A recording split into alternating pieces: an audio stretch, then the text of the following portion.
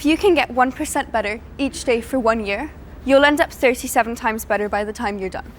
This was said by James Clear in his book, Atomic Habits, and he is talking about the 1% theory. But before I expand more on that, I want you to imagine this. It's 2003.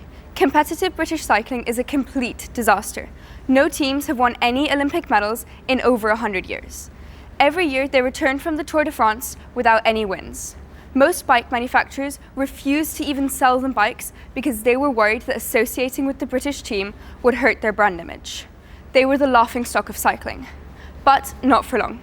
Enter Dave Brailsford, a cycling coach with an idea. If you improve everything you do by just 1%, those tiny changes will add up to something truly remarkable. Brailsford and his team looked at everything and used marginal gains to improve basically all aspects of the cycling team. They improved their nutrition, their bike seats, their sleep habits, and they even changed the inside color of their bus. And slowly, they advanced, and they went from 0 medals to dominating the 2008 and 2012 Olympics, and winning the Tour de France 5 times over 6 years. But this didn't come from luck. It came from 1% improvements. The 1% theory applies to more than just cycling, though. Take Toyota, for example. They made tiny tweaks to their factories that allowed them to majorly improve their efficiency. One of these changes was allowing workers to suggest small changes. In 2023 alone, there were over 810,000 suggestions that ranged from reorganizing parts, adjusting shelf heights, and moving tools closer. They were able to majorly improve their cars and efficiency in factories. But what is 1%? 1% could be taking a 10-minute walk or doing 10 push-ups in the evening. Even if the results aren't visible overnight, improving 1% every day will allow you to be 365% better at the end of the year, 37 times better than when you started. On the flip side, imagine getting 1% worse every day.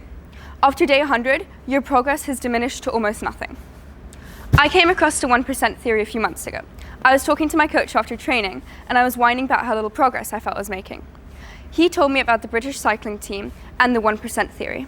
Inspired, I implemented some of the same techniques into my training using progressive overload, and it's helped me both in my races and in my personal life.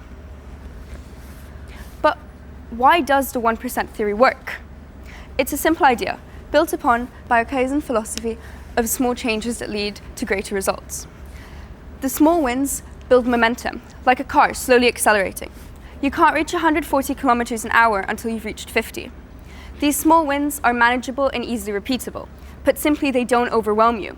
They train your mind, grow your confidence, and build on your mindset. They also help you to avoid burnouts, because improving by 1% is more manageable compared to trying to make a drastic, unsustainable change.